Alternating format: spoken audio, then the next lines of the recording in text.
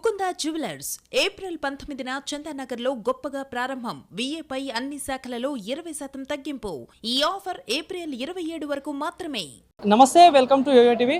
అయితే రేపు జరగబోయే బీఆర్ఎస్ పార్టీ రజతోత్సవ సంబరాలు కూడా ఏదైతే సభకు సంబంధించి సంబరాలు కూడా ఏర్పాట్లు కూడా భారీ ఎత్తున మొత్తం అయితే పూర్తవబోయాయి. సో మరి ఈ సభకు సంబంధించి కూడా బీఆర్ఎస్ పార్టీకి సంబంధించిన లీడర్లు అందరూ కూడా ఒక్కరొక్కరుగా వచ్చి చెక్ చేస్తూ ఉన్నారు. సో మరి ఏర్పాట్లు ఎంతవరకు వచ్చాయనేది. సో మనతో పాటు మాట్లాడడానికి బీఆర్ఎస్ పార్టీ సీనియర్ నాయకులు ఎమ్మెల్సీ బండ ప్రకాష్ గారు ఉన్నారు.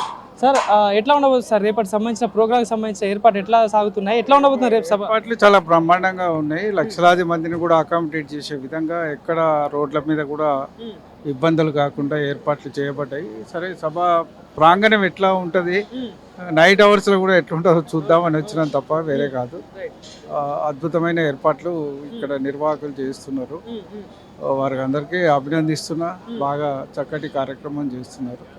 ఎక్కడ ఎన్ని లక్షల మంది వచ్చినా ఇబ్బంది కాకుండా ఈ కార్యక్రమం ఉంటుంది. 10 లక్షల మందికి పైగా వస్తారని ఒక అంచనా వేసి మీరు ఏర్పాట్లు కూడా దానికి తగ్గట్టు చేశారు. సో మరి రేపు ఎట్లా ఉండబోతుంది సార్? అంటే ఈవినింగ్ టైంలో పెడతా ఉన్నారు. సో మరి పబ్లిక్ చాలా మంది వస్తూ ఉంటారు ఊర్ల నుండి. సో వాళ్ళకి వెళ్ళడానికి ఏర్పాట్లు కానీ మెడికల్ కానీ ఇట్లా చాలా సమస్యలు ఉంటాయి కదా. సో ఎట్లా యాక్చువల్గా వచ్చే వాళ్ళకైతే వాహన సౌకర్యం ఉంటుంది. ఎవరికి వాళ్ళకి భోజన ఏర్పాట్లు వాళ్ళే చేసుకుంటున్నారు. ఎప్పుడో మధ్యాహ్నం వరకు బయలుదేరి వచ్చి ఇక్కడ మీటింగ్ అటెండ్ చేసి మళ్ళీ వెళ్ళాలనే సంకల్పం కొద్ది ఉన్నారు. వచ్చే వాళ్ళకి దారి పొడుగుతా మా ఆర్గనైజర్స్ అంతటా మంచినీళ్ళు కానీ మజ్జిగ ప్యాకెట్లు కానీ ఏర్పాటు చేస్తున్నారు. ఇక్కడ కూడా లక్షలాది మజ్జిగ ప్యాకెట్లు, మంచినీళ్ళ ప్యాకెట్లు దాదాపు 10 లక్షలకు పైగా ఏర్పాటు చేయాలి. అది చల్లటి దీంట్లో చల్లటి నీళ్లు, చల్లటి మజ్జిగ ప్యాకెట్లు అందజేయాలన్న సంకల్పం కొద్దున్నారు. ఆరోగ్యరీత్యా కూడా ఎండాకాలం కాబట్టి ఇబ్బంది పడితే వాళ్ళకి ఇది ఇబ్బంది కాకుండా ఒక 10 హెల్త్ క్యాంపులు కూడా నిర్వహిస్తున్నారు. దారి పొడుగుతా కూడా ఎవరికైనా ఇబ్బంది అయితే ఇమ్మీడియట్గా వాళ్ళకి హెల్త్ పరంగా సౌకర్యాలు కల్పించడానికి కూడా ఏర్పాట్లు చేయబడ్డాయి. సో రేపటికి సభకి కేసీఆర్ గారు ఎప్పుడెప్పుడు అని చెప్పేసి తెలంగాణ రాష్ట్రం నుండి బీఆర్ఎస్ పార్టీకి సంబంధించిన అభిమానులు చాలా మంది ఎదురు చూస్తూ ఉన్నారు. సో ఇట్లాంటి అంశాల మీద మాట్లాడబోతే ఏం చేసింది మరి బీఆర్ఎస్ పార్టీ 20 సంవత్సరాలు అంటే ఏం చెప్తారు సార్? అంటే ఎట్లాంటి అంశాల మీద మాట్లాడబోతుంది? వాస్తవంగా తెలంగాణ రాష్ట్రం యొక్క కష్టాలు, కన్నీళ్లు, కడగండ్లను తూడ్చివేసిన పార్టీ తెలంగాణ రాష్ట్ర సమితి. ఈ పార్టీ ఆవిర్భావం లేకపోతే తెలంగాణ అనేది ఎవరు చూసేవాళ్ళు కూడా కాదు. మరి తెలంగాణ రాష్ట్రాన్ని సాధించిన స్వాప్నికుడు ఒక కేసీఆర్ గారు.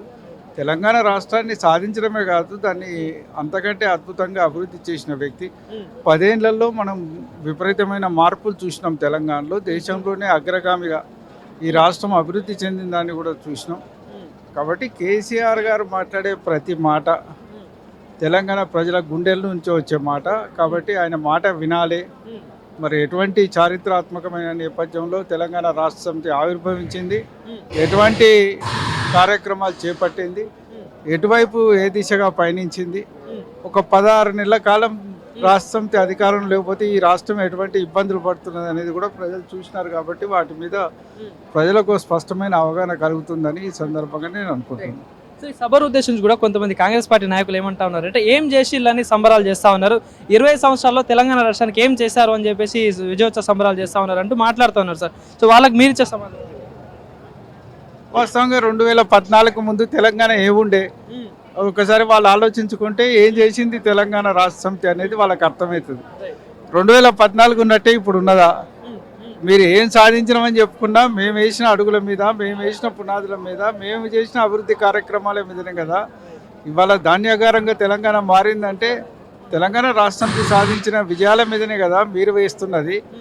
మీరు 16 నెలల్లో సాధించినలా అది మీరు 2014లో ఏముండే తెలంగాణ రాకముందు? ఎందుకు తెలంగాణ రావాల్సిన అవసరం ఏమొచ్చింది? మరి మీ పరిపాలనే గొప్పగా ఉంటే, మీ కాంగ్రెస్ పరిపాలనే గొప్పగా ఉంటే, ఆనాటి తెలుగుదేశం ప్రభుత్వ పరిపాలనే గొప్పగా ఉంటే తెలంగాణ రావాల్సిన అవసరం ఏమొచ్చేది?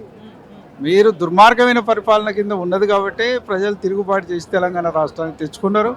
ఆ తెలంగాణ రాష్ట్రాన్ని అభివృద్ధి దిశగా సాధించడం, ముందుకు పోయినాం. Thank you sir. Thank you.